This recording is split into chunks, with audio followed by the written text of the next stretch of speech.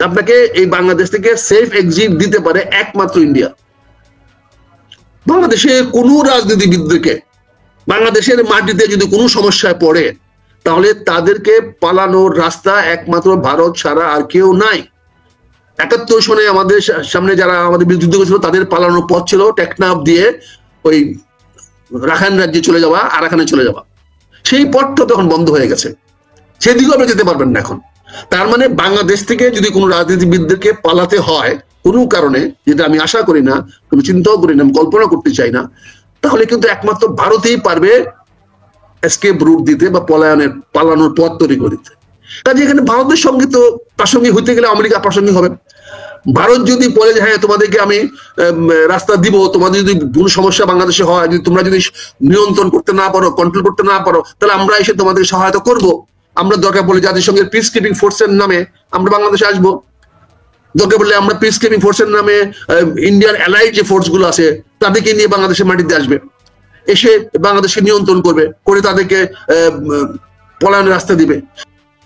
এখন যদি বাংলাদেশে যদি ক্ষমতা হস্তান্তর করতে চান, আওয়ামী লীগকে প্রাসঙ্গিক করতে চান, তার মানে হলো আপনি যে বলছেন যে পলায়নের পথ খুঁজছেন, আওয়ামী লীগের সঙ্গে আলোচনা করে আওয়ামী লীগকে নির্বাচনে নিয়ে আসার অর্থটি হলো যে যারা উপদেষ্টা আছেন, প্রধান উপদেষ্টা আছেন, তারা যেন সসম্মানে ইলেকশনের দিন বিকাল বেলায় বাংলাদেশ থেকে পালাতে পারে।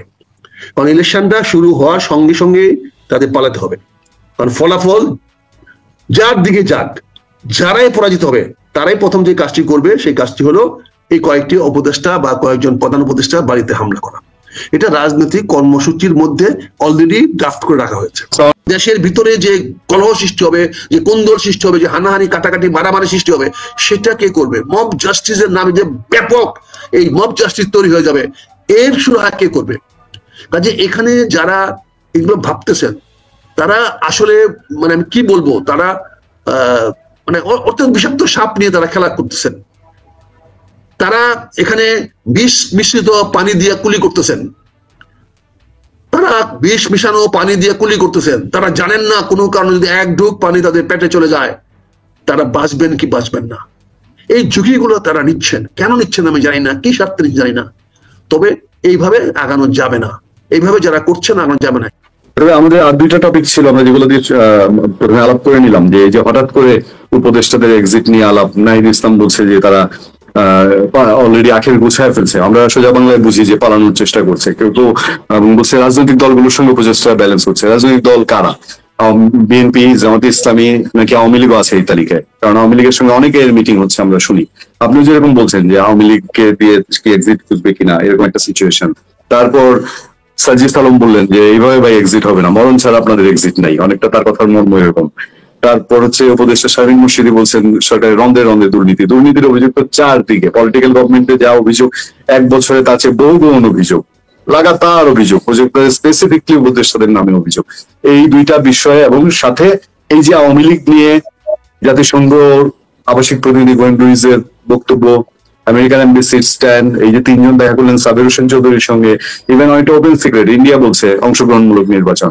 এই দুইটা টপিকে আপনার বিশ্লেষণ একটু শুনতে চাই মেজর আখতারুজ্জামান রঞ্জন। এটা তো জলবৎ তরল, খুবই সোজা। যারা ইলেকশনে যাচ্ছেন বা যাবেন তাদের এটা এজেন্ডাই থাকবে, ফলাফলের ঘোষণা হওয়ার সঙ্গে সঙ্গেই পার্শ্ব প্রতিক্রিয়া দেখাইতে হবে। অর্থাৎ এই ফলাফল মানি না মানে কার বাড়ি ভাঙচুর করবে, কার অফিস ঘেরাও করবে, কোন অফিস ঘেরাও করলে পরে এই মানিনাটা এস্টাবলিশ হবে, তারাই। কাজে এখান থেকে পালাইতে হলে, সসম্মানে পালাইতে হলে এখানে ভারতের সহযোগিতা লাগবে। সরাসরি আমেরিকানরা পারবে না, কোনো অন্য কোনো শক্তি পারবে না, একমাত্র ভারত পারবে। একমাত্র ভারত 1 থেকে 2 ঘন্টার মধ্যে বাংলাদেশ সেনাবাহিনীর সঙ্গে এটা আলোচনা করে তাদের সম্মতি নিয়ে 1 থেকে 2 ঘন্টার মধ্যে ঢাকা টু আগরতলা, কুমিল্লা হয়ে করিডোর তৈরি করতে পারবে। যে করিডোর দিয়ে, নিরাপদ করিডোর দিয়ে আপাতত বাংলাদেশ থেকে তারা নিরাপদে কলকাতা, আগরতলা চলে যেতে পারবে। এটা সবচেয়ে সহজ বাংলাদেশ থেকে পলায়নের রাস্তা, এবং এটা করতে বেশিক্ষণ লাগবে না। কারণ এখানে এই রাস্তা হাইওয়ে কন্ট্রোল করতে যেহেতু বাংলাদেশ সেনাবাহিনী থাকবে ওই এসকেপ প্ল্যানের সঙ্গে, কারণ তারা তো যুদ্ধ করতে যাবে না, যুদ্ধ হবে না। জাতিসংঘ যেখানে এটাকে অ্যালাউ করবে যে তোমাদের যে পথ দাও, মার্কিনরা বলবে পথ দাও, তখন বাংলাদেশ সেনাবাহিনীও ভারতীয় সেনাবাহিনীর সঙ্গে হাতে হাত মিলে কাজ করবে। তখন ঢাকা টু আখাউড়া বা ঢাকা ভৈরব হয়ে আখাউড়া বা ঢাকা টু কুমিল্লা হয়ে কসবা, এই এলাকাগুলা বা হয়ে বা চাঁদপুর হয়ে, চাঁদপুর না কি বললে ওই কুমিল্লা হয়ে সোজাসুজি যদি আপনি যান, আগরতলা করিডোর, এটুকু যদি ফ্রি করিডোর ঘোষণা করে দিয়ে 2-4-5টা 36 সেনা নামায় দেওয়া হয়, তারা এটা প্রোটেক্ট করে ফেলবে।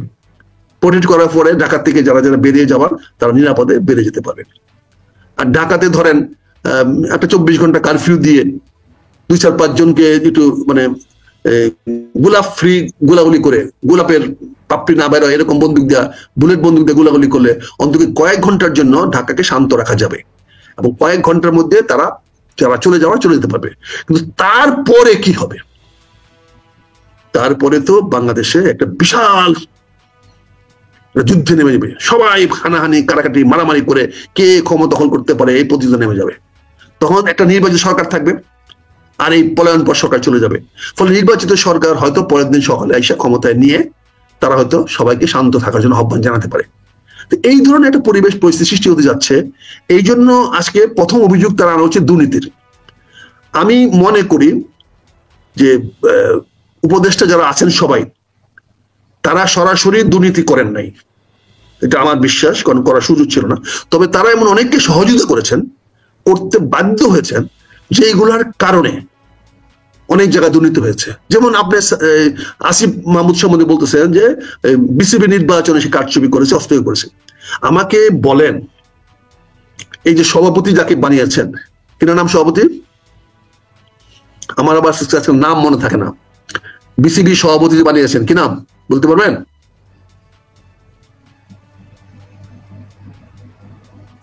বিসিবি সভাপতি যাকে বানিয়েছেন তাকে ছাড়া আপনি আর কাকে বানাতেন? বিসিবি সভাপতি কে, কাকে বানিয়েছেন? আতিক, আচ্ছা ভাই, আপনি সর্বোচ্চ যোগ্য মানুষটাকেই বসালেন, কিন্তু সেটা আপনি নিয়মতান্ত্রিক ভাবে কেন বসাবেন না? আমার কথা হচ্ছে নামটা কি বলেন না, নামটা কি? আমিনুল ইসলামই তো বলে নাকি? আমিনুল ইসলামকে আপনি বানাবেন। আপনি তো এখানে আপনি তো অপশন এক্সারসাইজ করেন নাই যে হোক হয়ে আসো, আপনি তো সেই অপশন ব্যবহার করেন নাই। আপনি প্রথম থেকে আপনি একটি পদকে নিয়ে আসছেন। ফলে আমিনুল ইসলামকে আনার জন্য মেকানিজম যা করার দরকার সেটা শুধু ইচ্ছাটা পোষণ করেছে আসিফ মাহমুদ। আসিফ মাহমুদ ইচ্ছাটা পোষণ করেছে কেন? তার পিছনে যারা আছে তারাও আসিফ মাহমুদকে সেই গ্রিন সিগন্যাল দিয়েছে, তুমি তাকে পাস করে নিয়ে আসো। অর্থাৎ উপদেষ্টা পরিষদ থেকেও তারা সম্মতি দিয়েছে তাকে পাস করে নিয়ে আসতে হবে। তখন কি হয়? তখন এখানে যারা যারা এটা ফিল্ডে, এই সমস্ত ফিল্ডে টাকা বিনিয়োগ করার মতো অনেক লোক আছে, তারা করে। ফলে এখানে আসিফ নগদ টাকা নিয়েছে, হয়তো এটা বলা সঠিক হবে না, তবে এখানে টাকার খেলা হয়েছে সেজন্য হয়েছে যারা ওই আমিনুল ইসলামকে সভাপতি বানাতে চেয়েছে। কারণ এখানে ধাপে ধাপে অনেক লোক আছে, কাজে এটা তো দৃশ্যমান। একইভাবে আমরা কি দেখি দুর্নীতিটা কি হয়। আপনি ধরেন আপনি দুর্নীতি করবেন না, সড়ক বানাবেন, রাস্তা বানাবেন, টেন্ডার তো কাউকে না কাউকে দিতে হবে। আপনি এই যে বিমান কিনবেন, আপনি বিমান বাহিনীর প্রধান করে বাণিজ্য মন্ত্রী নিজে ওই টেন্ডার কমিটির বিমানের চেয়ারম্যানে বসে রয়েছে কেন? যাতে সে এখানে পার্চেজে হস্তক্ষেপ করতে পারে। কাজে এখানে তো সে নিজে করবে না, তার টাকার দরকার নাই, কিন্তু পুনিয়াকে সহায়তা করবে, অন্য কাউকে সহায়তা করবে, বল ঠিক আছে তোমরা কাজটা পাও, আমার কোনো আপত্তি নাই, পাওয়ার জন্য যা কিছু করতে হবে চিফ ইঞ্জিনিয়ারকে বলে দিচ্ছি, তারা সব করে দিবে। তো এই ধরনের দুর্নীতি তো হবেই। যেমন ডক্টর ইউনূস দুর্নীতি করেছেন, তার কোর্টকে দিয়ে তার ওই ট্যাক্স মাফ করে নিয়েছেন, তার মামলা উঠায় নিয়েছেন, ওখানে ম্যান পাওয়ারের লাইসেন্স দিয়েছেন, এখানে আর অনেক কাজ করেছেন। যেমন আপনি এখন 2টা টেলিভিশন কোম্পানি টেলিভিশন খোলার জন্য অনুমতি দিয়েছেন। কাজে এগুলো তো সরাসরি দুর্নীতি না, এগুলো ইনডাইরেক্ট দুর্নীতি। কাজে ইনডাইরেক্ট দুর্নীতি তো আপনি রোধ করতে পারবেন না। ইনডাইরেক্ট দুর্নীতি তো ট্রাম্পও করে, ইনডাইরেক্ট দুর্নীতি পৃথিবীর সব দেশে করে। সৌদি আরবের বাদশাহ দুর্নীতি করে, চায়না শি জিনপিংও করে। এমন কোন পলিটিক্যাল সিস্টেম নাই যে সিস্টেমে ইনডাইরেক্ট দুর্নীতি হয় না, পরোক্ষ দুর্নীতি হয় না। কারণ কারো না কারোর প্রতি আপনি ফেভার করেন, কোনো না কোনো শক্তিকে আপনি অংশগ্রহণ করতে দেন। যেমন ইন্ডিয়াতে কি হয়েছে যে মোদী আম্বানিকে বা আদানিদেরকে বিভিন্ন ব্যবসা বাণিজ্য দেওয়ার অগ্রাধিকার দিচ্ছে। এটা তো ইনডাইরেক্ট, তারা ইনডাইরেক্টলি তাদের পার্টি ফান্ডে, ইলেকশন ফান্ডে টাকা জমা দিবে, এইভাবে তারা করবে।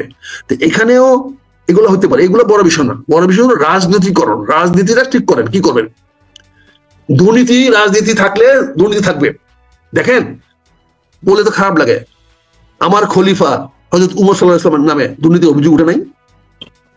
তাকে তো বলতে হয়েছে যে আমার কাপড়টা একটু বেশি নিছি কেন, এটা আমি সরকার থেকে নিয়ে নিই, আমার ছেলের থেকে আমি একটু নিয়ে নিছি, তার মানে তো অভিযোগ উঠছিল।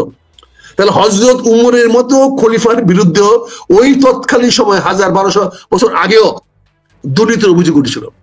এবং তিনি খুব সিম্পল, আপনার খুব সিম্পল। আমি এত বড় দুর্নীতি গেলাম না। যেই মানুষটা, আমি আজকে আমার এই টি শার্টের দাম 500 টাকা, আমি কালকে আমার কোনো ব্যবসা পাতি নাই, কিছুই নাই, 1 বছর পরে এই দিনে আপনার সাথে আমি সামনে 7,000, 10,000, 20,000 টাকা দামি টি শার্ট পরে বসবো, আমার 1.5 কোটি টাকার গাড়ি থাকবে, আমার আইফোন লেটেস্টটা থাকবে যেটার দাম 3 লাখ টাকা।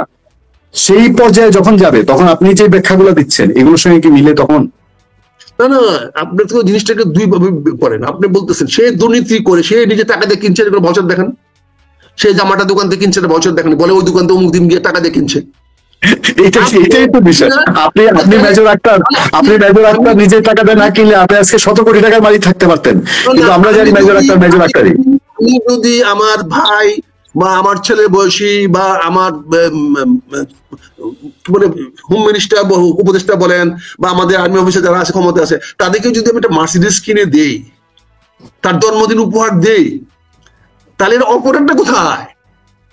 আপনি আমার কাছে 1.5 কোটি টাকা দিয়ে মার্সিডিজ দিয়ে আমার কাছে 100 কোটি টাকার কাজ বাগায় দিবে, তখন আমি বুঝতে পারি আমার 1.5 কোটি টাকা মার্সিডিজে 100 কোটি টাকা সুবিধা দিতে হবে। আমি জানি না, কিন্তু উপহার দিয়েছে।